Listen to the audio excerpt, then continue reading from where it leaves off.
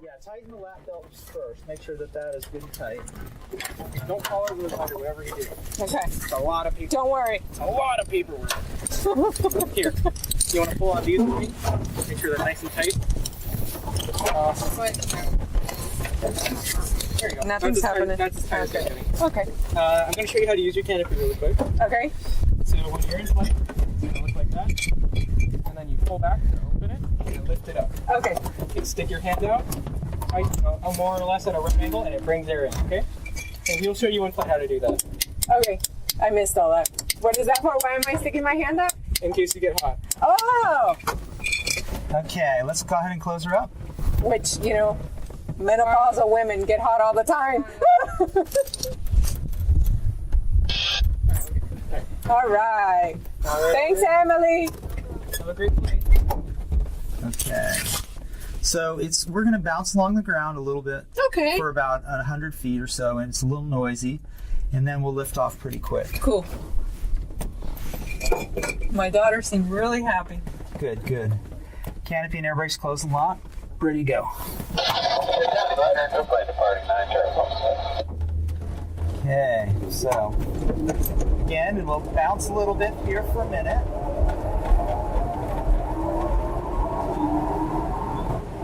And we're flying. That didn't take very long. And we stay close to the ground to let the tow plane accelerate. Wow. So.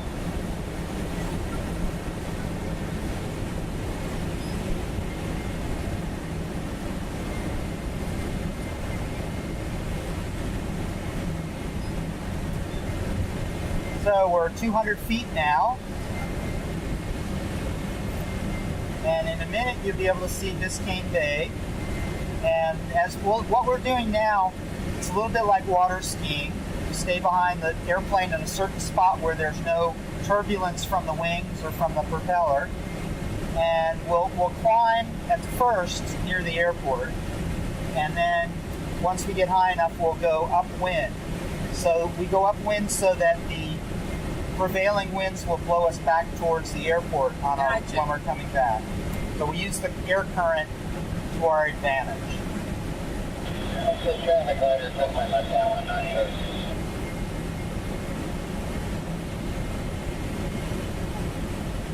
And you see to the left now is the Everglades, how close the airport is to the Everglades. Wow. Everglades National Park is probably a quarter of a mile to the left there. There's a little bit of private land, but it's very close. There's a levee that you can see, a canal, and then the rest beyond the canal is Everglades National Park.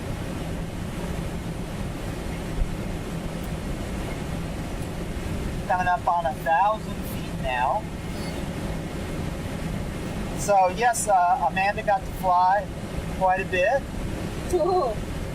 And she did pretty good. So we're at 2,000 feet now on our way to 3,000. And I'm going to remind you, Maria, what we're going to do for the tow release. The tow release, when I pull the handle, the yellow handle, it's kind of noisy. It goes thump, thump. I pull it twice to make sure that it does release. Okay. And then because there's a metal ring on the end of the rope, I want to get away from that and get away from the tow plane. Okay. So, Maria, you got to answer the next question honestly. Do you like roller coasters, yes or no? I love them. Okay. So I can do, what I like to do is take our extra speed and get a little extra altitude.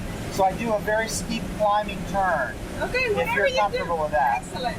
Most people like it. Okay. Okay? And generally you want to keep your head straight and not don't tilt your head back or anything like that. Just kind of keep it straight and look ahead while we're doing this so that you're maintaining the same relative position. Okay? So we're going to try and get through this little spot here. I'm going to do like a little up and down movement to get rid of the tension on the rope, and then I'll immediately after that I'll pull the release twice and we'll let go. So here we go. I'm going to go up in just a second. I'm straightening out. So there's the up and the down. Woo. And there's the two thumps. Woo. And woo. Over we go. Okay. Whoa! Is that okay? So what Oh, I can see why you love your job. Yes, yeah, and I love the view too. So what I'm doing is I'm trimming. I want you to look straight ahead. I want you to sit up straight. You don't have to sit any taller so much, but you have to stay in the same relative position. Now, you can see that the horizon out there, or what is level. This is, the wings are level, the nose is level. This is the basic flying attitude. So when I give it to you, and you can put your hands on the stick now, but don't fight me. I'm just kind of follow with me here. The idea is, this is banking. The first lesson of flying is to fly straight. So I'm going to straighten it out again, headed upwind, and then I'm going to let you try and keep the nose in the same position and keep the wings level. Now the glider likes to turn to the left, so you have to push to the right. But it's left and right like that, not push forward and right or pull back and right. It's just straight left and right. And if I ask you to put the nose down, it's small movements like that. It's a little push for a half a second or quarter second, and then you neutralize the control. So are you ready? Oh my God. You can do it. You can do it. So you've got the controls now, okay? There you go. You're flying. Push the nose down a little. Don't pull back. Push, push, push, push. Forward. Forward. Push forward. Push forward. There you go. And that's enough. Now push a little to the right. Okay, harder right, and don't pull back. You got to let the nose come down lower. There, right about there is where the nose should be. Ooh. And push to the left. We're in a little bit of rising air, which is good, and that'll create some turbulence that makes it harder. Don't raise the nose. Push the nose down. Push the nose down. Push the nose down. Ooh. Okay. Now bring it back up level to the horizon. Oh my God. You better take over. Oh, okay, I'll take it. But you got to sense it. We move around in three dimensions. Well, Amanda did. We weren't in lift, so it was a little easier for Amanda. But she flew for like 3 or 4 minutes, so without me touching the controls. Oh, that was stressful. It is a little stressful, yes. And it was stressful for me when I was first learning. And when you fly a new glider that you haven't flown, it's stressful. So it takes concentration. My instructor used to say there's 2 things that keep the glider up. One is solar energy and the other is mental energy. Yeah. So if you're not paying attention, you end up on the ground pretty quick. So you can look around, and I see downtown Miami off to the right, forward, a little farther forward. See it there? Oh wow, look at all the buildings, yes. And we're going to circle back under that cloud, and maybe we'll see some birds too. And maybe we'll see some parachutes. So we're actually climbing a little bit. I don't know if you noticed, but it was smooth. You did well. There's an instrument on the right with the up and down arrows that says winter. This one? Yes. Okay. And when that's above 0, we're actually going up. So what I want you to, Maria, to understand after we do this is that you don't need an engine to fly, that you actually can climb, and we stay up for 4 or 5 hours in a glider like this. And we had one guy that flew all the way to Orlando. They told me 5 hours. Yes. But how stressful do you think that would be? Well, a lot of times it's not very stressful. It's not? No, you watch the weather change. You do it on a good day in May or April or May when the days are longer, that kind of thing, and there's good lift. But it's if you're determined to do it. And straight ahead of us now is a bird. See the bird? Yeah. So we're going to see if we can fly with Mr. Bird there. Or Mrs. Bird. I called them my brothers. I gave you my card. On my card is one of those black vultures. And there's another one. So we're here with 2 birds. And we'll see how long that we can stay with them.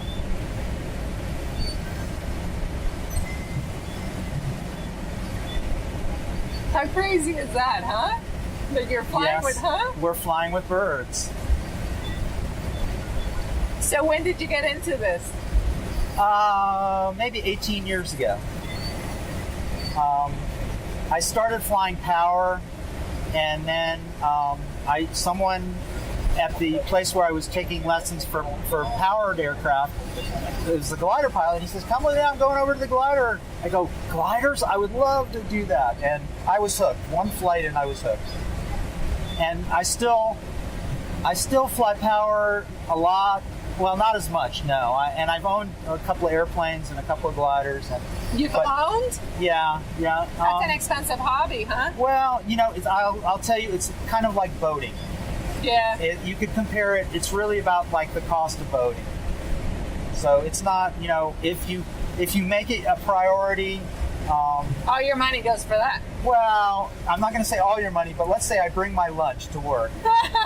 So my priority is not expensive lunches. It's being able to fly. Or expensive restaurants where it's Right. So I cook my own meals and... Michael is like that. His passion is boats. Okay, there you go. So you got to fly with birds, Maria, and what's our altitude now? 2,200. So we got off at 3,000. We've lost 800 feet, and we've been flying around in circles for a while. So you see that you can go a long time. You can go a long time. But who's after you? Michael. You're Mike. Mike. Okay. So I'm not going to keep you up too long, but I enjoy flying. So if we can stay up and you're not getting dizzy, we'll do it a couple more minutes and then we'll head down. No problem. And I can do a little more. I'm not going to say maneuvering. If you enjoyed the thing that we did when we got off tow, I can do that right before we land. If you didn't enjoy it, be honest, or we won't do it. I don't mind that. Okay. So we're still mostly going up, but as we get a little lower, we will try to do some steep turns and some whoop-de-doo kind of stuff. And we did get really close to those birds, so I'm happy about that. Yeah, that was neat.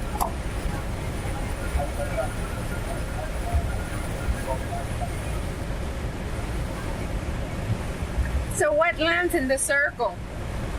The circle is called the segmented circle, and with the windsock in it, and that lets people know the traffic pattern for the airport and which way the wind is blowing.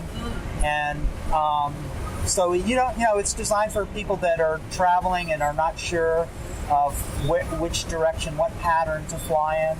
So that's a visual clue. They can fly over the top of the airport and see that. And those two birds are still above us here, back out in the sunshine. So they're kind of looking for lifts.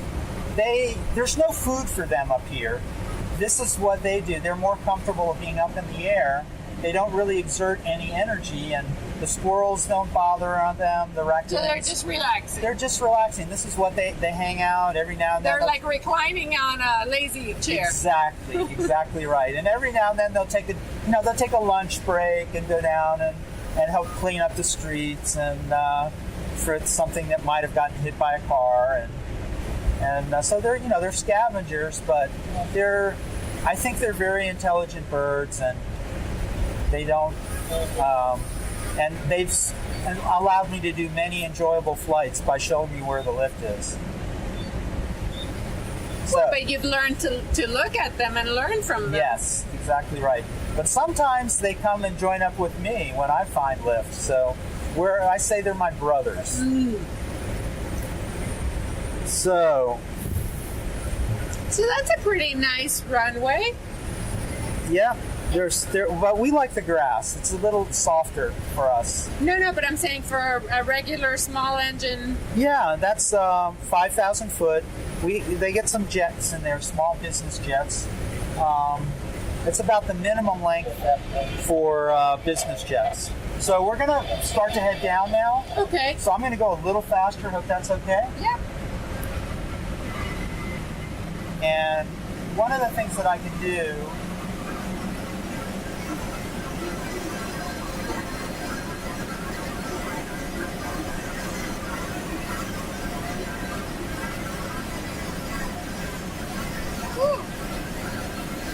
is...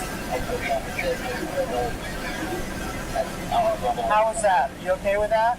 Okay. So that's what we call a steep turn. And the next thing I'm going to do is I'm going to pitch down again, and then I'm going to pull up so you feel like almost zero gravity. Are you on? Yeah. I was in one. No, in one. In one. And here we go up.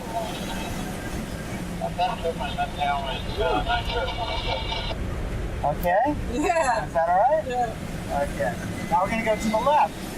I turn to the left. Homestead traffic data, glider 1,500 to the top of the north edge of Homestead. Getting ready to land runway 90. So a little more steep turn. You still okay? Yeah. Okay, here we go. One more whoop-de-doo.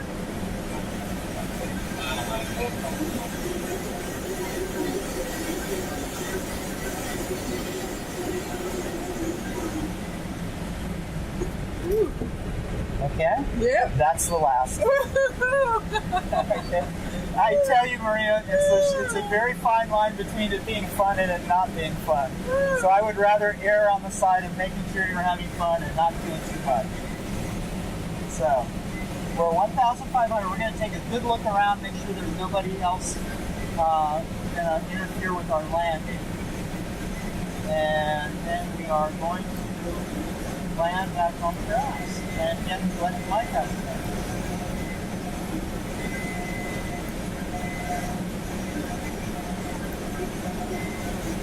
And I'm using the blue handle now. And it is, I'm sorry it's a little noisy, but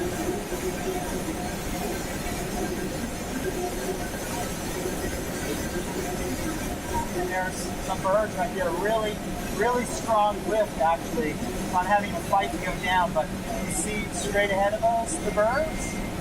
There we go. And then we're definitely landing now. There we go. So we got to see that one more time. My brothers.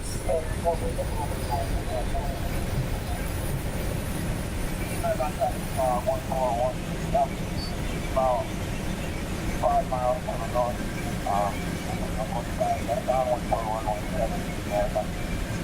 Homestead traffic, glider in left downwind for runway 9 for Homestead.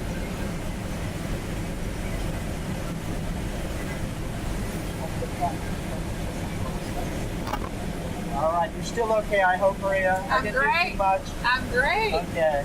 That was awesome. Thank you. Okay, and you're getting to see the sun is out again, so that's good. And you're going to see the ground coming up. Don't be alarmed by that. And then we're going to level off just above the ground. We'll go straight for about 1 or 2 seconds, and then I'll pull over to the left side. That's our normal procedure. And you're going to get a close-up look of the farm fields while we fly over them.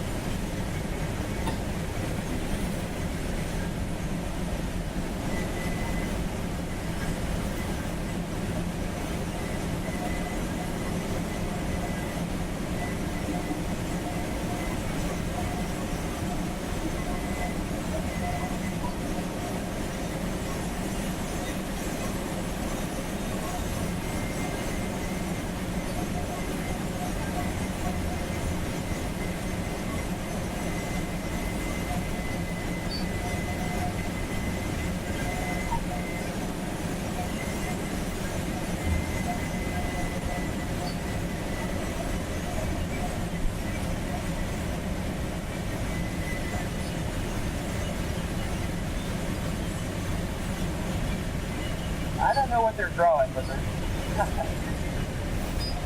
Could it be strawberries? maybe squash, maybe strawberry. Oh, that was great. Oh, that was so smooth. Wow. Good job.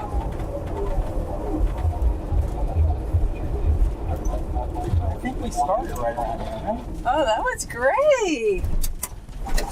So I'll help you with your seatbelt if you pull back on the white handle. Okay. That's the main thing. Yes, and there you go. There you go. Okay, just a second. Your seatbelt. Yeah, it looks simple, but it really isn't. That was great. Thank you. You're very welcome. Thank you. All right, now when you see it, dile que te hagan un look. What is it? Not really. We did not. We did not. Well, on these I'll take it. Yeah. We didn't do 50 this. But yeah, you got to fly. You got to fly with birds. Thank you.